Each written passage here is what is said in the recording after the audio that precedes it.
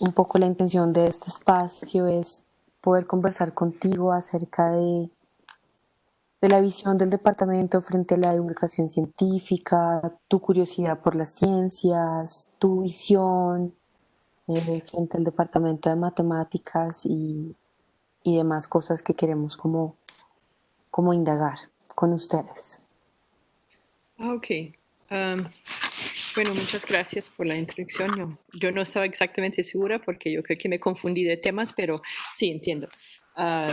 Sí, Marta Cepeda nos comentó que querían cambiar un poco el enfoque de la hipótesis porque actualmente es algo como que se ve dentro de la universidad y que es como entre los investigadores se leen qué están haciendo los otros investigadores, pero la divulgación afuera no es tanto. ¿Sí?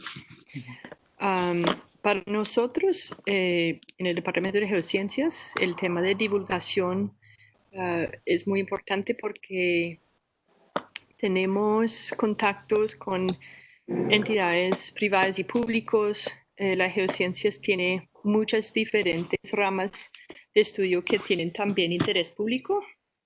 Entonces, aparte del puramente científico que, digamos, descubrimientos de fósiles, hay profesores, por ejemplo, que han hecho exploraciones y que están trabajando con el servicio geológico, y eso es de interés también, yo creo que del público, poder divulgar eso muy bien.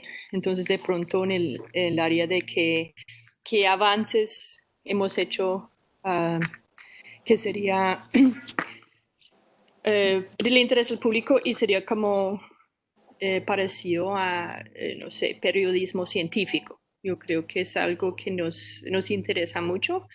Muchas veces hay malentendidos o confusiones en esa divulgación pública porque, digamos, en un ejemplo, el cambio climático yo creo que ha sido no bien explicado al mundo y tiene consecuencias políticas y todo.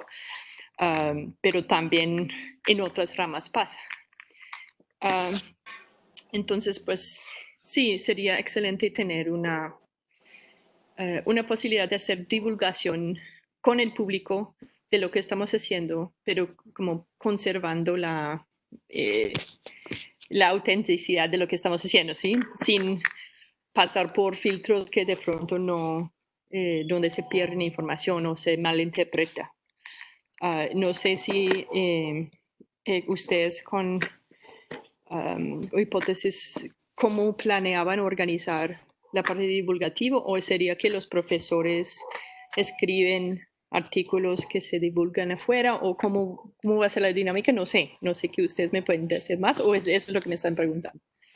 Claro, mira, un poco la dinámica que queremos hacer ahora es más de conocer las intenciones que se tienen desde el departamento, Uh -huh. porque el formato actual por el que está funcionando Hipótesis, pues tiene unas maneras donde los investigadores presentan al comité editorial ciertos artículos y estos se publican, pero lo que Uh nos -huh. interesa es que esta información tenga unas características que sean mucho más atractivas para diferentes tipos de públicos. Sí, y Okay, tiene que sí. ver un poco, por ahí he visto que tienes una publicación de este año que se llama Improving Motivation of Students in Introductory Geoscience, ¿cierto? Sí, Esto, sí. por ejemplo, es una cosa que quería preguntarte, porque supongo que tiene un poco esta misma intención, o sea, Hipótesis como Sí. revista divulgativa le llega a gente que no es necesariamente profesional en el tema de las geociencias, pero que la idea es que a través de lo que nosotros publiquemos acá, pues la gente pueda empezar a acercarse a estos proyectos, a entenderlos bien y a Okay. poder tener una conversación con la gente que los publica. Entonces, si puedes contarnos un poco de qué va este artículo en concreto. Sí, pues eso es algo que yo, para empezar, no soy experta en educación, o sea, a pesar de ser profesora, nosotros aprendemos la ciencia y la investigación y luego nos piden enseñar a los estudiantes. Entonces es algo que nos lleva tiempo como para aprender y tomamos talleres y buscamos cuál es la motivación del estudiante. Y tuvimos un gran reto en el departamento porque tenemos un curso de servicio que se llama Geociencias, que es un curso introductorio, pero adicionalmente hacer el primer curso para los que ya se inscribieron en geociencias es una electiva para toda la universidad. porque no tiene prerequisitos. Entonces tenemos ingenieros, estudiantes de diseño, estudiantes de arqueología, cualquier cosa. Entonces hay una diferencia en formación, en punto de vista, en nivel de todos los estudiantes en términos de ciencias. Entonces nuestro reto fue buscar una forma de dar el curso para que cada estudiante pueda, ¿cómo es la palabra? En inglés utilizamos la palabra engage, que se puede agarrar con la materia y disfrutar sin necesitar un muy alto nivel técnico. Pero a la vez los estudiantes de geociencias tenían que también motivarse, también tener algo de reto. Entonces lo que hicimos fue, trabajamos con hay un grupo que se llama Conéctate, que es, ellos son especialistas en implementar herramientas tecnológicas para mejorar la enseñanza. Entonces hicimos una renovación del curso donde hicimos aula invertida.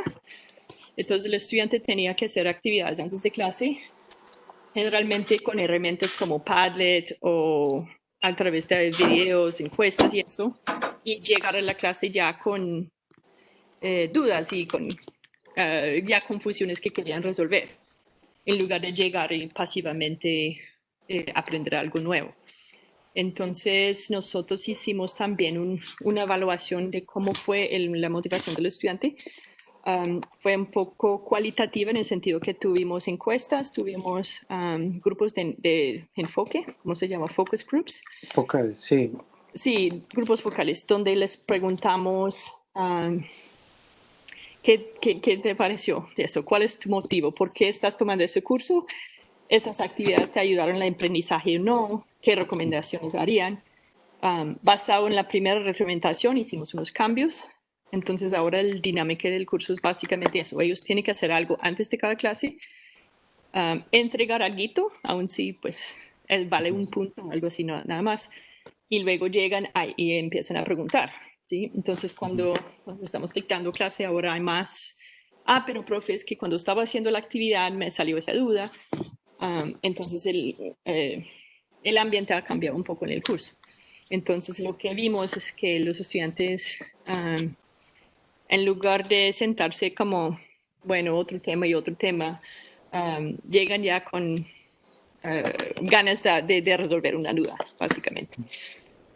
Es algo que es mucho trabajo y no, la parte de evaluación sigue siendo difícil porque siempre vamos a tener estudiantes que escriben el curso porque tienen que y no, o porque les parece más fácil que otra.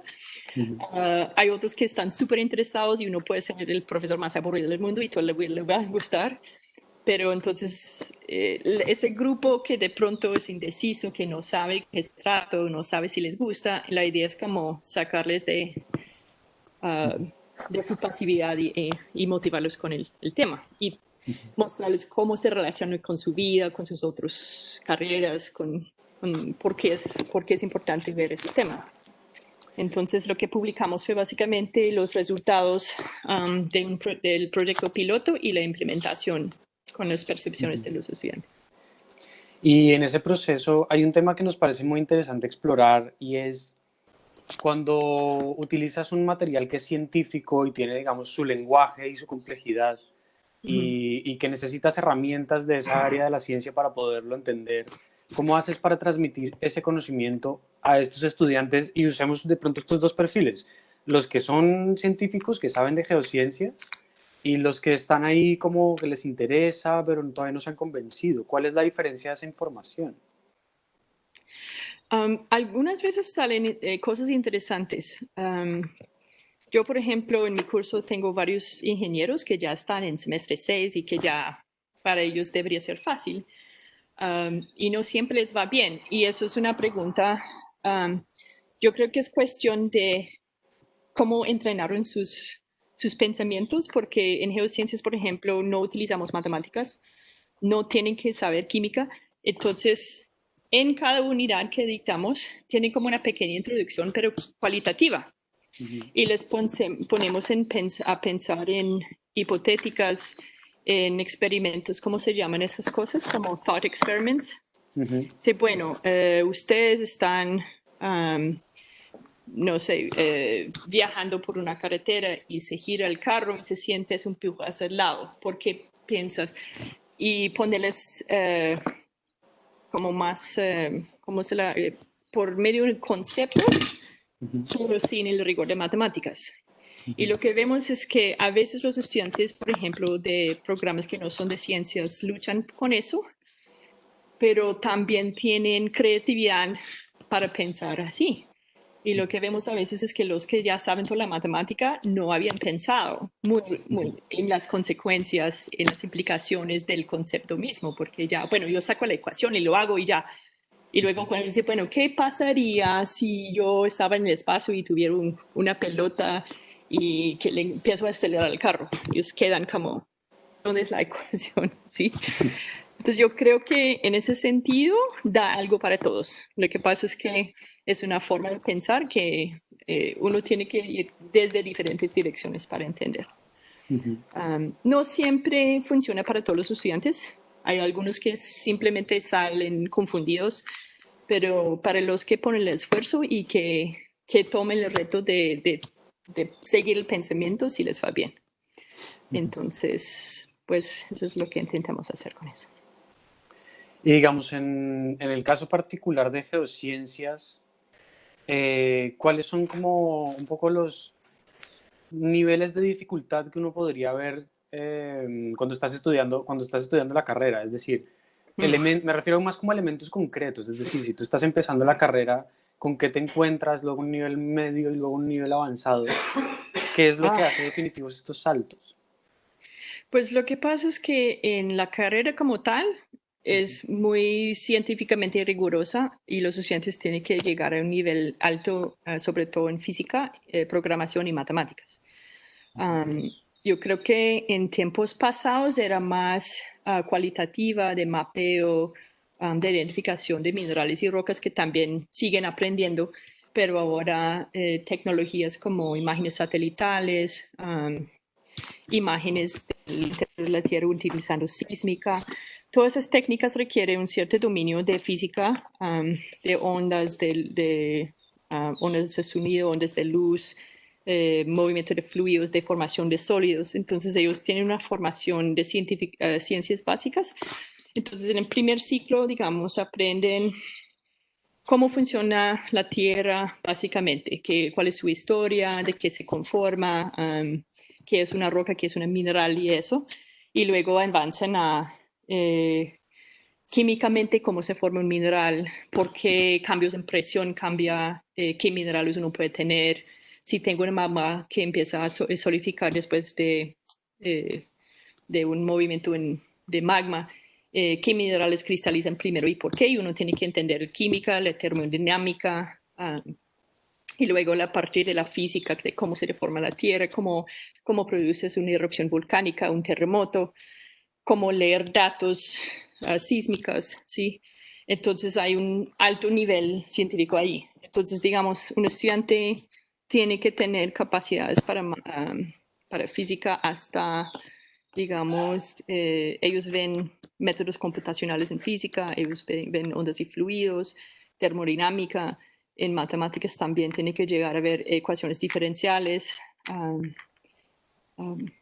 programación, pero también química básica, biología básica, porque en biología obviamente van a estudiar especies extintos, la historia de la vida en la Tierra, fósiles.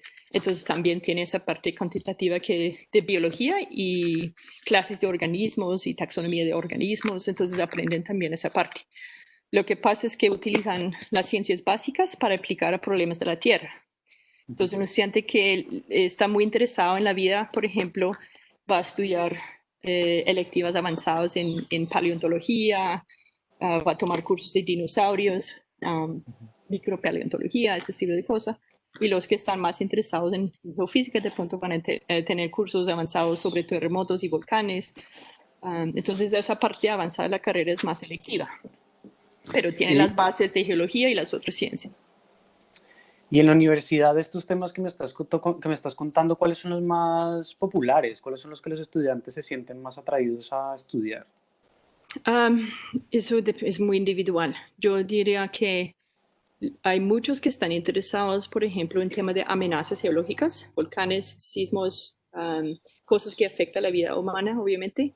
Otros que están interesados en asuntos ambientales, contaminación, cambio de clima. Hay otros que están interesados en recursos naturales, minerales, petróleo, agua. Y eso se nota como a partir de semestres bastante pequeños. O sea, a veces no saben, pero a veces saben desde muy joven que yo quiero estudiar dinosaurios, por ejemplo, y llegan con ese concepto.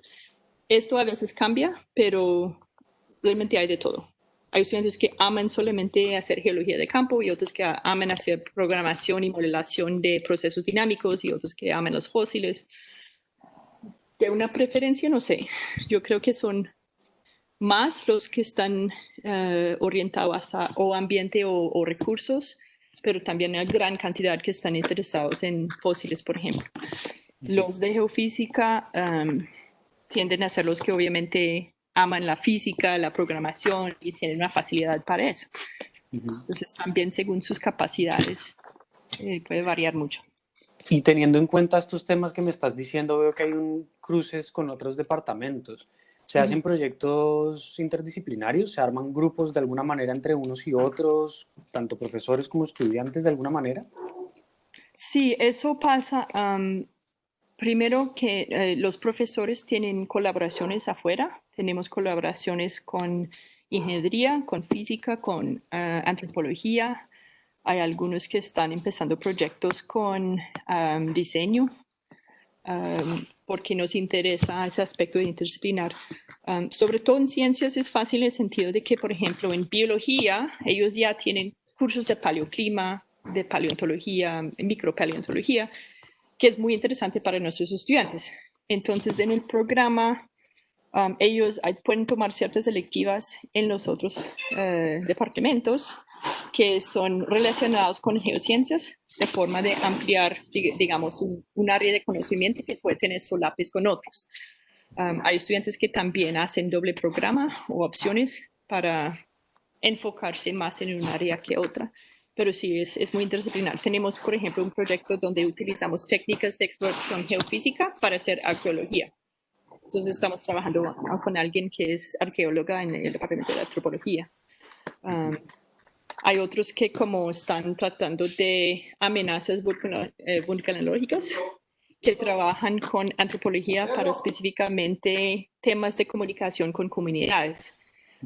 Cómo uno puede divulgar de forma de que las comunidades tomen decisiones sobre amenazas, que armen planes de, no sé, de evacuación, de protección y eso con un entendimiento de la amenaza, por ejemplo. Entonces eso requiere colaboraciones afuera.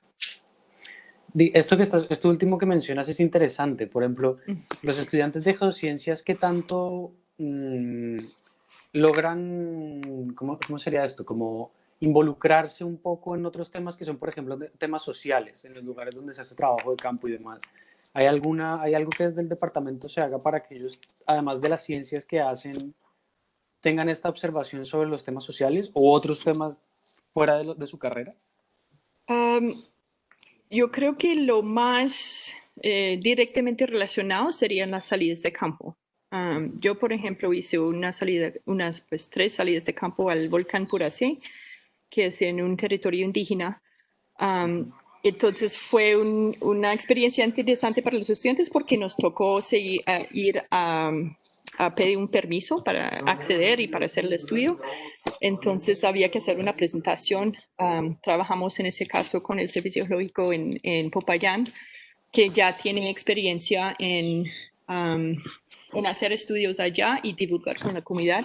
Entonces los estudiantes no tenían que hacer esa labor directamente, pero vieron cuáles son los canales y cómo hay que abordar un problema, por ejemplo, de queremos entender ese volcán, pero no estamos ni buscando recursos, ni buscando poner proyectos, solo queremos entender el volcán y compartir el conocimiento que tenemos. Entonces, ellos a través de ese tipo de actividad aprenden, bueno, es que cuando uno acerca a un proyecto, hay una comunidad que vive en la zona de estudio y hay que involucrar de alguna forma. Algunos estudiantes a través de su tesis hacen ese trabajo había una estudiante que viajó a Chocó para evaluar la contaminación de un río. Y básicamente ella fue allá y habló con los líderes de la comunidad diciendo que yo soy estudiante, quiero aprender ese tema. Y lo que me comprometo a hacer es cualquier hallazgo que hago, yo les hago una presentación y les entrego un reporte y estaban felices, ¿sí? Porque también hay una sensación de que la gente llega a zonas a veces solo para aprovechar o para buscar algo que vale, ¿sí? Entonces, un estudiante que llega y dice, bueno, yo quiero estudiar el tema de contaminación, no es para decirles que su zona es peligrosa, ni que debo lograr lo que tienen, ni dejar de decirles qué hacer. Lo que voy a hacer es un estudio y demostrar qué técnicas utilizo, qué se puede hallar aquí, qué pueden hacer ustedes para cuidar el río o para hacer pruebas de su propia agua y eso. Entonces, siempre involucra algo de educación. Qué pena. Claro, que justo estaba ahí con todo el viento. Sí, está especial. Entonces, y el otro ejemplo muy bonito fue que una estudiante que tiene contactos familiares en un pueblo que se llama San Eduardo, en Boyacá, ellos tuvieron un movimiento en masa muy grande. Esa estudiante, de hecho, estaba haciendo una opción en educación, entonces había aprendido técnicas específicamente para divulgar ciencias. Entonces armó un plan de talleres para niños y fue una cosa que hasta el alcalde estaba súper feliz porque una cosa es que un grupo de científicos vaya y dice, bueno, vamos a hacer un mapa de amenaza. Eso es lo que, por ejemplo, el Servicio Geológico, que es su, ¿cómo se dice? Su capacidad y su deber tomar, ¿cómo se dice? Evaluaciones de la amenaza y cómo producir mapas y explicar a la comunidad. Lo que hizo la estudiante fue un poco de revés. Ella fue, dice, bueno, voy a ir a los colegios, voy a enseñar a los profesores, porque ella primero contempló unos talleres para diferentes edades de niños, para que ellos estudiaran de forma más autónoma las amenazas, pero los profesores pidieron primero hacer el taller para luego poder repetirlo en otros cursos. Qué bueno. Y se trataban de cosas, digamos, niños de 6 años, entonces ella armó unas maquetas con pendientes y los puso a lluvia con una botella de agua y dice, bueno, ¿cuál va a tener más probabilidad de tener deslizamiento? Ese que tiene árboles y ese que no tiene árboles. Lo interesante es que todos los niños dijeron, oh, los árboles va a ser terrible porque son pesados y se va a venir todo. Entonces adivinaron que los árboles iban a ser un problema. Entonces cuando vieron el experimento fue como, ¿por qué será? Entonces fueron muy interactivos y el otro fue que se construyó un modelo completo de la topografía de la región. Y como se había deslizado todo, pues uno no podía reconocer ni nada, pero la gente de la zona sí. Entonces pusieron los niños a identificar primero dónde estaban sus casas, y en caso de un movimiento, dónde irían, ¿sí? Entonces tenía que planear pistas y yo iría a mi vecino y en esa maqueta sabían dónde estaba todo, sin nunca haber visto mapas, eran niños chiquitos, ¿sí? Entonces los padres empezaron a preguntar por participar, el alcalde quería una presentación, entonces yo creo que fue muy bonito el proyecto y de hecho un miembro del comité vino hasta Bogotá para ver la presentación de la tesis. Entonces yo creo que esas oportunidades sí existen, depende mucho de si el estudiante quiere o no quiere. Hay estudiantes que están muy fascinados por ese tema o por razones personales, como ese estudiante que tiene miembros de familia en esa comunidad o porque simplemente les interesa el tema y nunca habían sabido cómo abordarlo o si era posible, cómo acercarse a la comunidad, pero hemos tenido buenas experiencias con eso.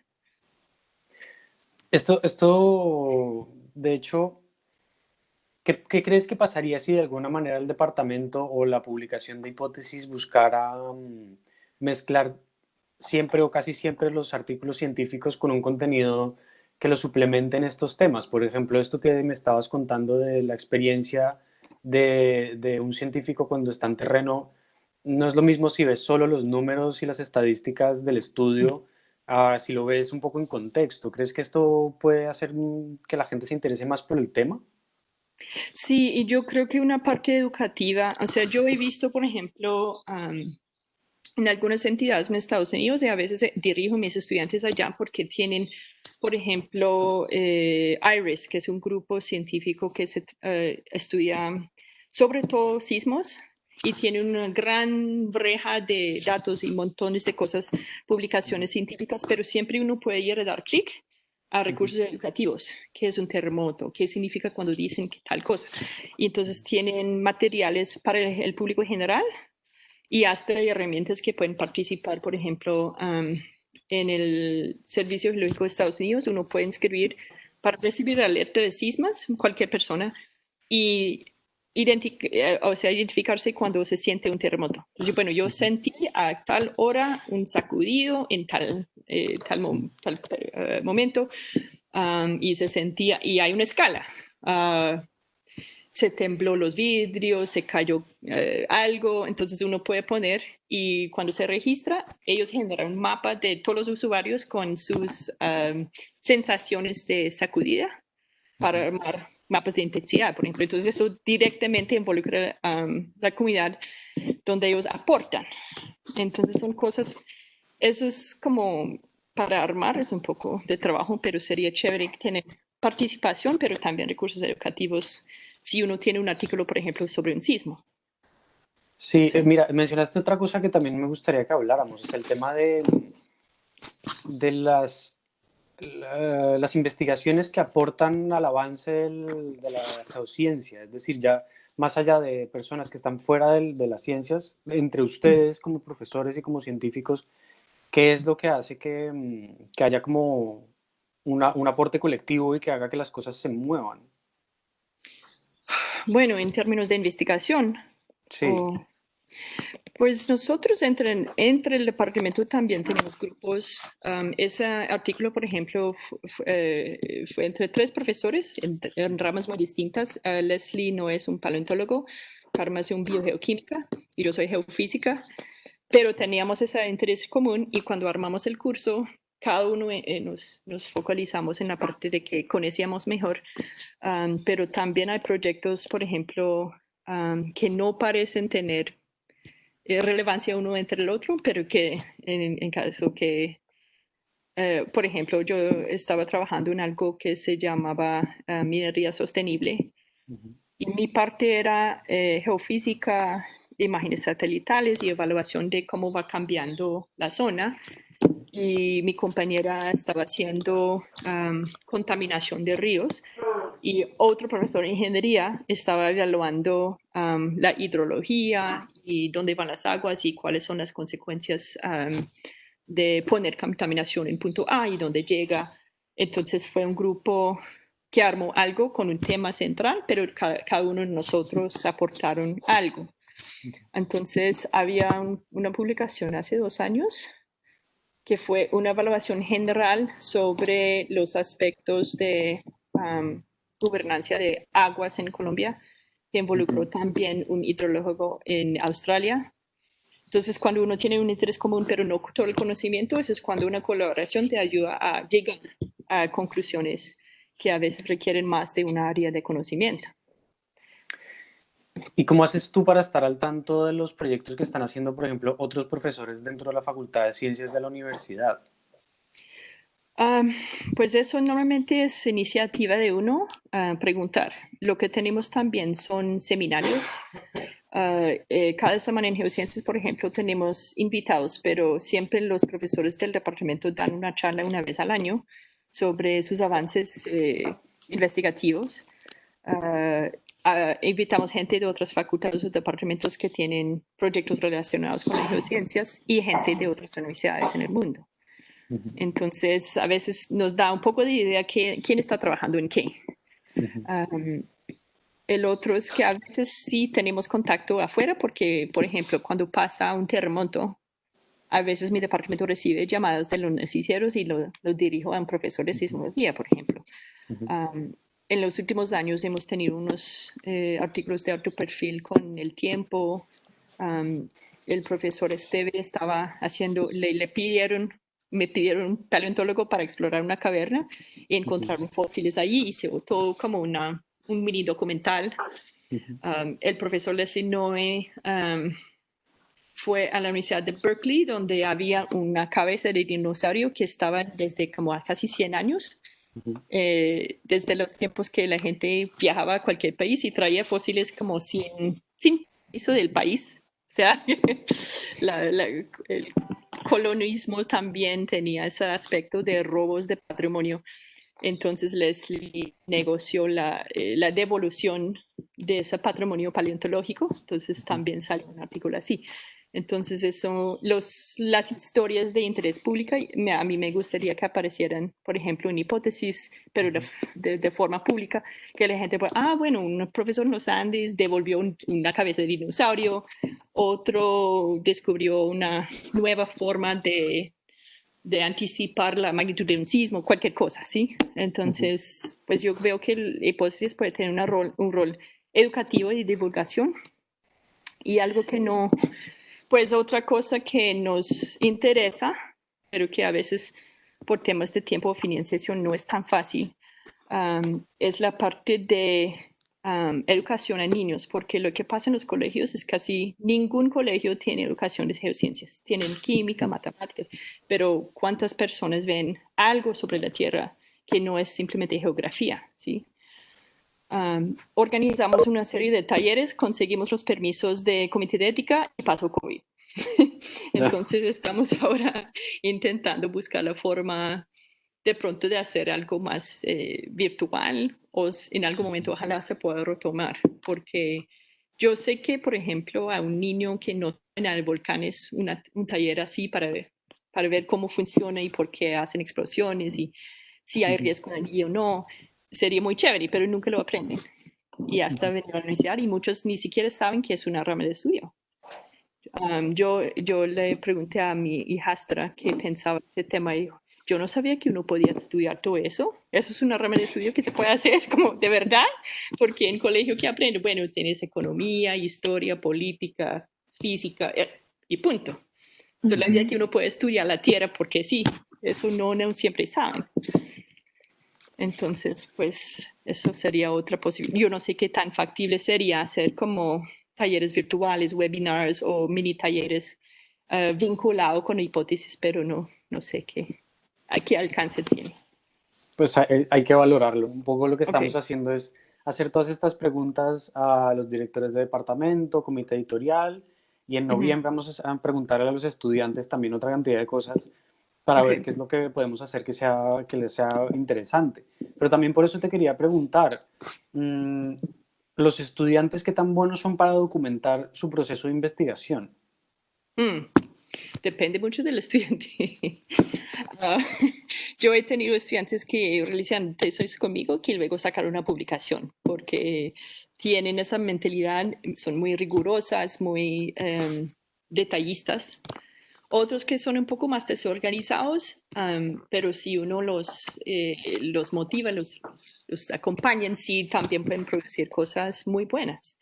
O sea, unos estudiantes que produjeron artículos en Cuartil 1 basado en un proyecto de 4 meses de su pregrado. Eso no es una excepción más de una regla, pero sí hay estudiantes en ese nivel que son muy, muy capaces. A veces no son muy, pues, tiene que llegar a cierto nivel para entender que es importante tener 2 copias de sus datos, apuntar cómo son las condiciones, sobre todo en campo. Yo tuve un incidente donde teníamos un gravímetro y estábamos tomando datos en el volcán y se apagó el equipo y apareció unos caracteres chinos y ya nunca.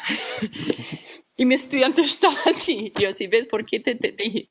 En tu cuaderno lo apuntas, con tu celular tomas la foto del cuaderno por si se cae el agua y luego no tienes que preocuparte que se apagó el equipo, porque ellos tienen que aprender eso a veces a las malas, pero intento que no lo aprendan a las malas. Claro.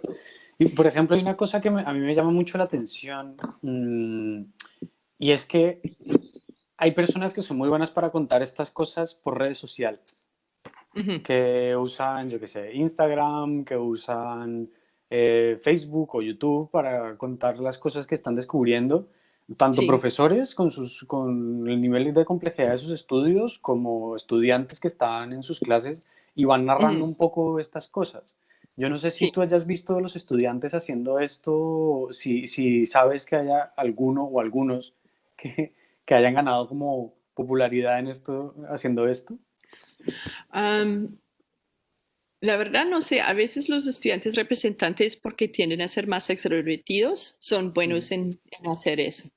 Am, también yo lo que veo en Facebook, por ejemplo, y siempre yo tengo estudiantes como amigos en Facebook porque también me interesan esas cosas, pero que publican links a charlas y que invitan a los otros estudiantes, mira que en la universidad de tal están haciendo eso y son muy buenos para conectar gente y divulgar proyectos y eso.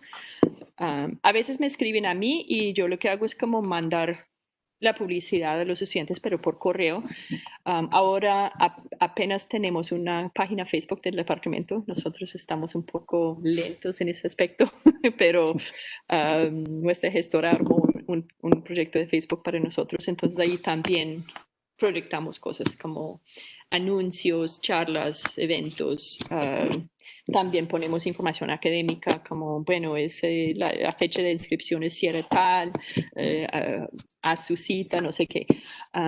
Pero sería gran ayuda a veces aprovechar un poco esa facilidad que tienen los estudiantes comparado con nosotros para divulgar, porque pues nosotros somos dinosaurios que publican en revistas y luego para divulgar no sabemos tanto. Claro, claro, es que es un recurso que hay que aprovechar, Sí. pero pues no sé, también te preguntaba también el tema de los estudiantes cómo documentan, porque a veces encuentras dentro de todos estos que te menciono, que usan redes sociales, que por ejemplo hacen, además de los datos, obviamente, digamos que son, no sé en qué formato venga esto, supongo que esto es una tabla de Excel con una cantidad de información de, de, de, de, de lo que están estudiando, pero también hay como un muy buen trabajo fotográfico de los lugares, de los minerales que Mm. están estudiando, de las personas con las que se involucran y demás. O sea que hay como una especie de relato paralelo, o sea, está la información científica y está la cosa narrativa, ¿no? Sí, y yo Mm, diría que más aparece esa parte fotográfica, porque los estudiantes, digamos, que tienen datos y eso, yo no lo veo divulgando tanto así como si, por ejemplo, 1000 fotos de su salida de campo a un lugar chévere donde hicieron tal cosa, ¿sí? Por ejemplo. Y eso aparece por todas las redes, ujú. porque pues también es un poco de chicanear que, mire, yo estaba encima del volcán, mírame. Pero entonces sí sirve como una divulgación de lo que hacen. Claro, porque igual al final la idea es como generar interés y que la gente Mm. también Sí, seguramente ve esto y si el lugar es impresionante y lo que está mostrando es muy llamativo, pues dice, ah, vale, pues me leo el texto completo de esta otra cosa que ya es como sobre la ciencia concreta. Mm, sí. Y es difícil porque nosotros, por ejemplo, en esa página de Facebook, pues uno tiene que ser un estudiante, o sea, uno puede apuntar para ese grupo, pero ya son estudiantes. O sea, si yo quiero alcanzar más gente, el público, los niños, tendría que hacer algo abierto. Pero um, Esto es muy no sé curioso cómo porque puede salir tan orgánico como Facebook, por ejemplo. No sé. mm, es muy curioso esto que me dices, de lo que me has dicho varias veces el tema de los niños y esto no lo, no lo esperábamos y no solo tú, sino todas las personas que hemos entrevistado, la mayoría nos han Mm, salido con el tema de que lo de los niños es súper importante para sí. divulgar. ¿Tienes Sí, algún referente que hayas visto, alguna cosa, o por qué, por qué ¿por este qué? interés tan universal?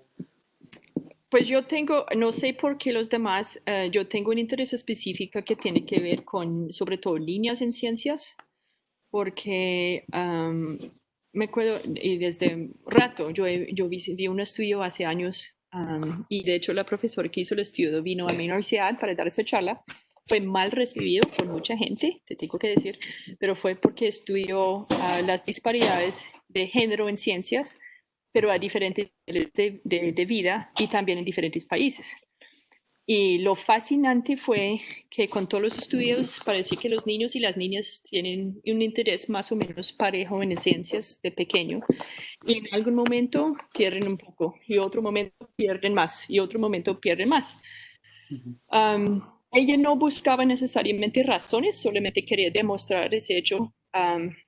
Las de los profesores en mi departamento, que en ese entonces solo eran hombres, yo estudié física y solo habían profesores hombres. Y su respuesta era, bueno, pero ¿cómo vas a obligar al niño a ver física si no le gusta? Y eso fue la respuesta a todo eso. Y entonces yo creo que esa percepción de que de pronto desde pequeño, que de pronto como deja la física para los chicos, de geociencias, o sea, yo te voy a dar un ejemplo que ilustra un poco.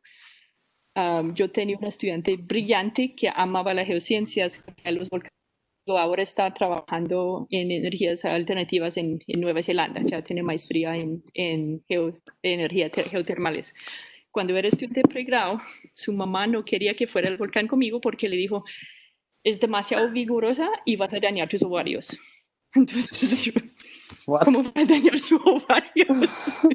Pero entonces mi curiosidad es que como si eso es algo que está pasando en general o solo fue un caso raro, pero muchas de las estudiantes femeninas en el departamento a veces tienen esa pregunta como, ¿por qué estás estudiando eso? O comentarios sarcásticos que de pronto realmente no son mujeres o han sentido eso por ser científicas. Entonces, pues para mí me interesa normalizar la ciencia desde pequeña para chicos y chicas, porque creo que hay algo que pasa también, que llegan a tener que luchar para hacer geociencias de niña. Entonces eso fue pues mi punto de partido en esa dirección. Por eso también participé en como talleres de mujeres en ciencias para chicas, pero más grandes, como de décimo y eso, donde hicimos talleres sobre volcanes y eso. Pero yo creo que toca más joven, porque ya en décima saben si les gusta y no les gusta, y los demás ya han abandonado las ciencias porque alguien le dijo que se apesta en matemática o porque no sé qué. Yo creo que de pronto involucrar a chicos pequeños y chicas pequeñas puede ayudar un poco con esa percepción o esa discriminación que de pronto todavía pasa. No sé. ¿Y esta discusión tú la has planteado de alguna manera en el departamento? ¿Que se hable de estas cosas o que acudan a los lugares donde se discutan estas cosas? Tuvimos unas conversaciones, de hecho, guiadas por un grupo que investiga género, que es un grupo de una profesora en administración, de hecho, pero aparte de esos contextos de investigación, no mucha. En geociencias tenemos menos mujeres que hombres, pero no por mucho, entonces está mejorando.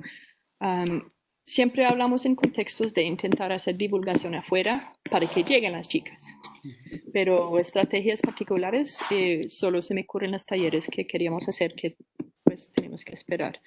A mí me gustaría buscar otras formas también. Yo creo que en las series de campo uno ve, y eso es un momento de educación donde uno puede ver dos cosas. Uno, que los chicos piensan que tienen que ayudar a las chicas porque no son capaces. Yo lo vi con mis equipos y me toca como esconder a una chica con el equipo para que practicara, porque llegaban nosotros y le quitaron el equipo, déjame hacer eso, ¿sí? Fue muy... y yo dije, pues, ¿por qué él está haciendo eso? Y la chica todo tímida, que bueno, es que, porque en el momento que hay una situación como que alguien le quiere hacer el favor, ¿sí? Y entonces me toca literalmente esconderla. Dice, mira, todos vamos a tener un turno, no arranques la máquina de otra persona solo porque necesita tomar su tiempo. Entonces uno puede directamente trabajar en eso, pero el otro es en los cursos intentar también, y eso es algo que no hacía antes de que yo vi un taller sobre género en ciencias, porque cuando hablamos de investigadores y los estudiantes avanzados, por ejemplo, leen artículos científicos, ellos ven una serie de apellidos en un artículo que siempre uno ve. No lo piensa mucho, ¿sí? Smith et al, ok. A veces yo intento mostrarte quién es ese Smith y a veces una mujer y tú puedes verla con el GPS en un campo ahí. Y es como, es una chica. O sea, a veces esas cosas son sorprendentes y no para enfatizarlo demasiado, sino poner esa conciencia de que hay mujeres y hombres haciendo eso. Y que como los artículos siempre solo salen con apellidos, hay un sesgo de que vamos a asumir que es un hombre. Pero sí, eso es una cosa de concientización, porque hasta yo no lo había pensado, porque yo sé que soy mujer ciencia, pero a veces los estudiantes no saben quién está haciendo esa investigación. Y esto, por ejemplo, ¿has encontrado alguna diferencia entre el trabajo de geociencias con respecto a esto en Colombia y fuera de Colombia, en otros lugares? ¿O es igual? Yo creo que, pues, yo como hice mi carrera en física, eso era súper fea ser una mujer en ese programa, y eso fue en Canadá hace muchos años. Habían profesores, por ejemplo, que decían a ciertas chicas que por qué no te cambias de carrera, esto de pronto no eres apta, que eran más fuertes con ellas, más insultantes. Había otros que hacían chistes sexistas todo el tiempo. O sea, fue un poco harto porque uno sabía que un poco que había que aguantar eso en esa época. Es como, bueno, si tú escogiste eso, tú sabes que eso es lo que tienes que aguantar. De ahora no sé, y de geociencias yo creo que en Canadá hasta hay más chicas que chicos que toman geociencias, pero en mi época, como yo estaba en física, bueno, éramos 3 de 70 y los Wow. profesores 100% hombres. Eso ha cambiado mucho. Yo tengo amigas ahora en esa universidad que sí dictan física, pero hace 20 años, sí, 25 años, bueno, más. Sí, entonces yo no sé si, yo no creo que es particular de aquí, de pronto hay unos mitos que pueden ser diferentes entre países. Esa cosa de ovarios, por ejemplo, nunca había escuchado, pero no sé si fue algo particular de eso. Pero la sensación de que las mujeres son más delicadas, yo creo que aporta. ¿Y esto les ha generado algún tipo de situación cuando están haciendo trabajo de campo? Muy sinceramente, han tenido casos de acoso sexual en el campo, por ejemplo, que han pasado por el proceso disciplinario, chicos amenazando chicas o intentando divulgar fotos nudas, o sea, terribles cosas. Eso ha pasado. No es muy común, pero sí hubo unos incidentes entre estudiantes, de lo que sepa, no con profesores, pero eso en el consejo, pues hablamos una vez de cómo manejar ese tipo de situación, cómo vamos a cambiar un poco esa cultura. Se propusieron unos talleres, y yo creo que de hecho el Ombudsperson estaba contemplando hacer una serie de talleres de concientización de qué es el acoso, porque eso es un tema que ha surgido, pero pues sobre todo entre los mismos estudiantes pasa, y eso es algo que afortunadamente se toma muy en serio. En el caso de que yo conozco, había un estudiante expulsado por eso. Pero la cosa de como bullying, como lo llaman aquí, yo creo que es bastante normalizado, y yo pues cuando lo veo, yo digo algo, normalmente no lo veo directamente. Yo lo vi con esa chica, con su equipo, y yo podía intervenir en ese momento, pero a veces pasa debajo del radar. Pero no sé si eso es.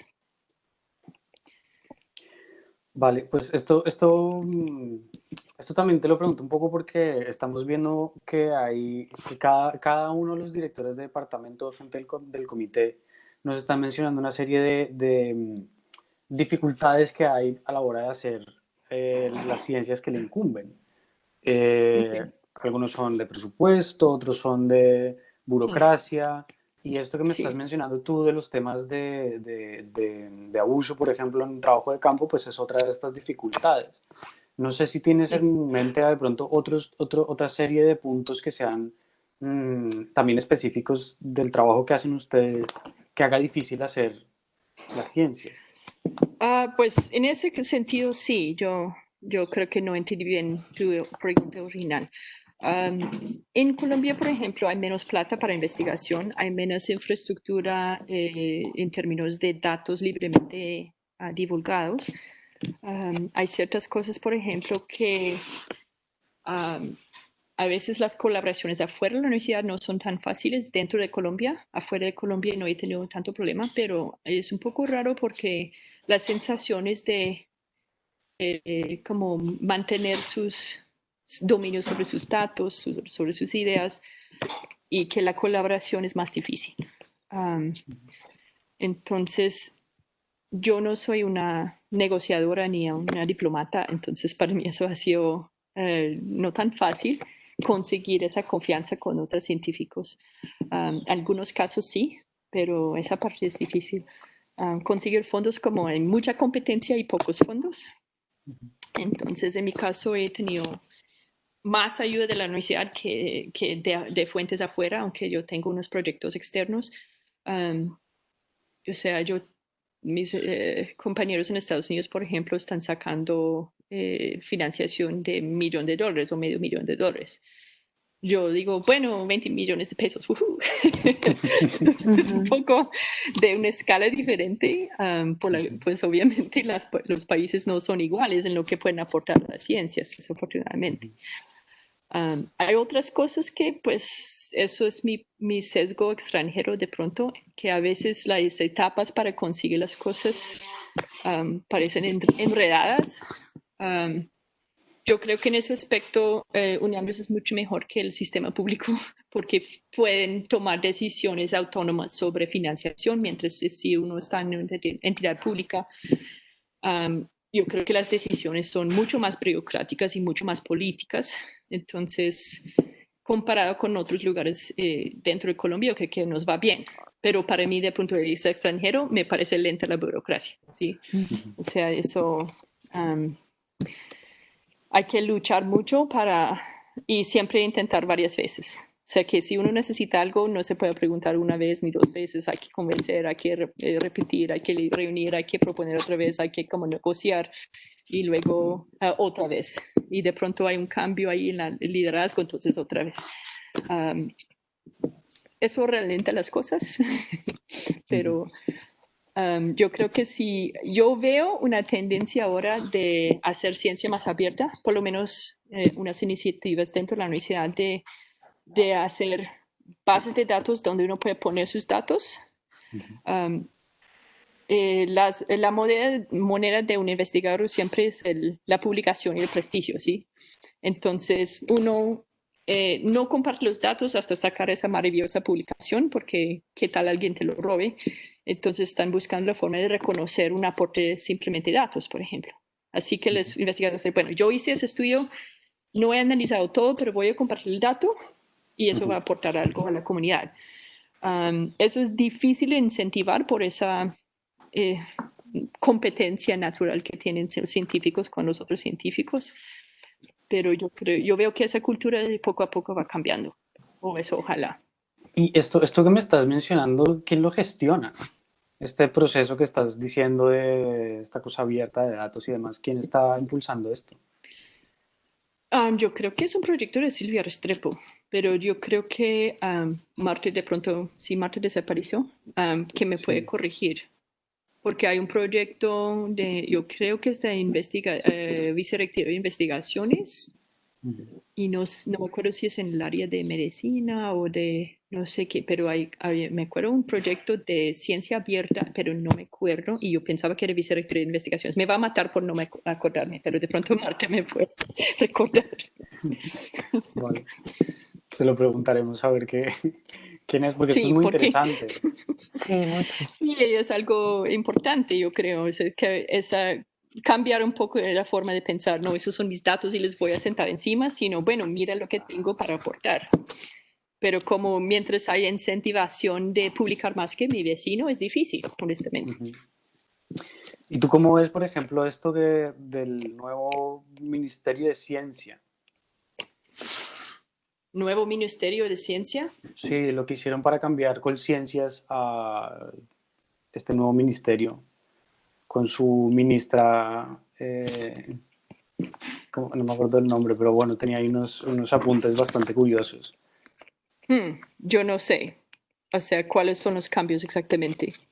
Es que tengo entendido que a Colciencias lo cerraron para crear este nuevo ministerio y la persona que Lo está de absorbió. ministra es una persona que no está calificada para manejar un ministerio de ciencias.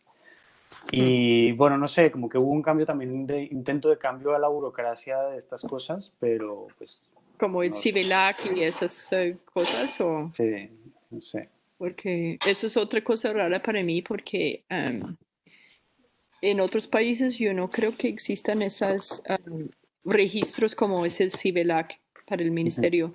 Hay conciencias. Yo, por ejemplo, yo he tenido un grupo de conciencias desde 2016 que no he podido sacar una calificación y sigo sin entender por qué.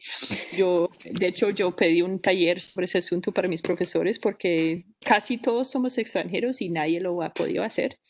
Entonces, nos van a ayudar porque hay ciertas cosas que son misteriosas y no sé si Tip- eso es algo que va a ¿Tipo cambiar, qué? pero por ejemplo, yo tengo artículos con muchos extranjeros en otros Ujú. países y uno ingresa allá y para poner coautores uno necesita el nombre de la persona, el número de identificación y fecha de nacimiento. Eso en mi país es suficiente para sacar una tarjeta de crédito en mi nombre, así que nadie lo va a dar. Entonces, pues varios profesores tienen técnicas como inventar un colaborador que se llama etal, Ujú. inventan un número y una cosa y lo ponen etal, yo y etal, ¿sí? Porque pues Ujú. no hay más. Uno no puede sacar información privada de la persona. Ujú. Um, hay otras cosas que simplemente intento en Civilac registrar algo y hay un número de no sé qué de la acta de algo y no sé qué es, pero es obligatorio. Entonces uno puede, bueno, ¿lo invento o qué hago? Sí. Entonces hay o sea, uno puede tener una muy buena hoja de vida y lo que aparece públicamente es otra, Ujú. porque uno simplemente no logra ponerlos en esas plataformas. Entonces eso es un ejemplo de una burocracia que cuesta a los extranjeros Ujú. porque nos matamos para poner todo ahí en esas plataformas y no sirve, entonces nos frustramos y luego no nos calificamos, no Ujú. nos califican nuestros grupos y entonces hay una tendencia de decir, bueno, yo voy a otra fuente porque Conciencias no que me va a dar plata.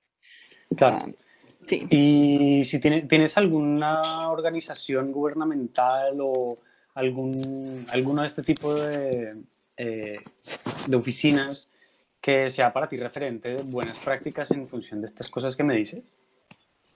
Pues la verdad yo encontré una persona que había ayudado a algunos profesores en mi departamento y le pedí, aunque pues no es su rol oficial, pero que sabe mucho de eso y nos va a dar un taller, de hecho, el próximo lunes.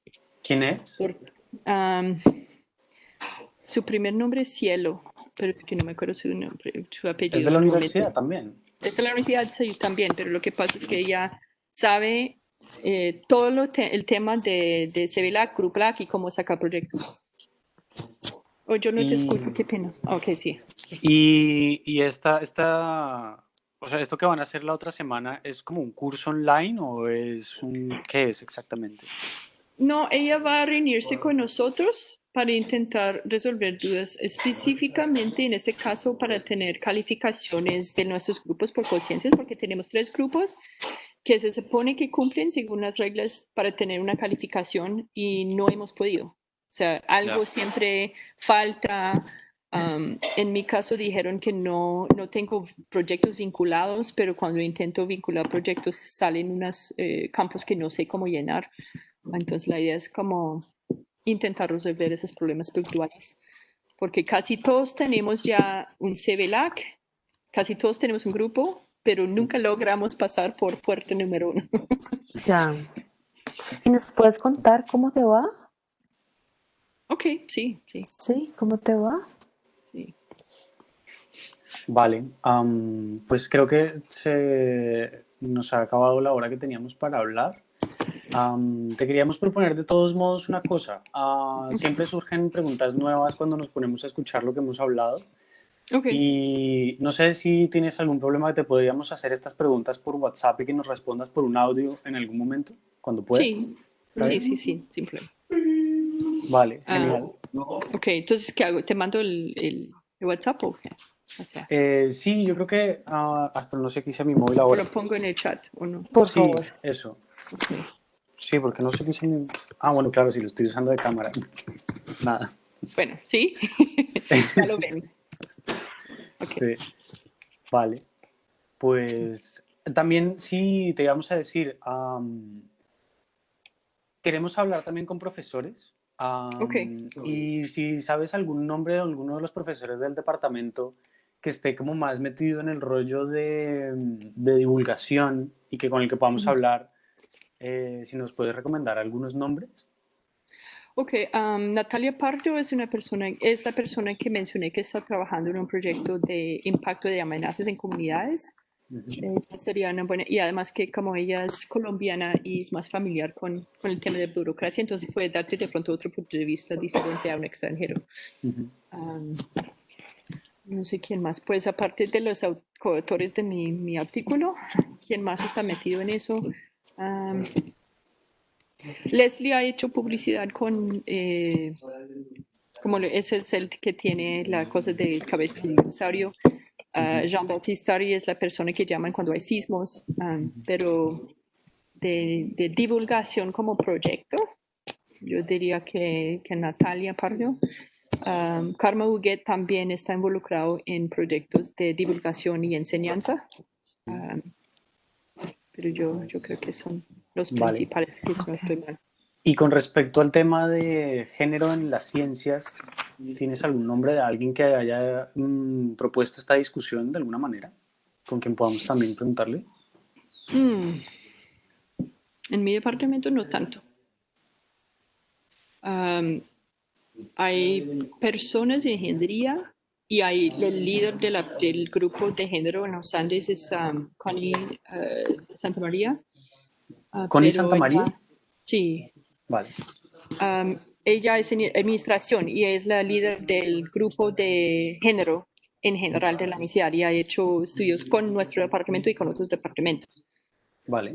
También hay alguien, Cristina Jaramilla, que es de, ¿cómo se dice? Leyes, no, derecho. Vale. ¿Sí? También es parte de ese proyecto o era parte del proyecto, no sé si el proyecto ya terminó, pero son personas que han deliberadamente estudiado el tema de género.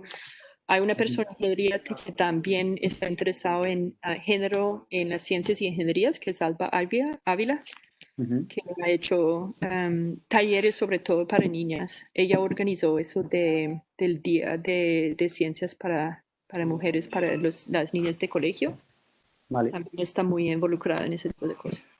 Ok, vale, pues las contactaremos a ver que también nos puedan complementar de esto. Ok, listo. Vale, pues muchísimas gracias. A ustedes, muy fue Muchas interesante la charla, gracias. gracias. Muchas gracias. Ok, hasta Que luego. estés muy bien. Que estés bien. Chao, chao.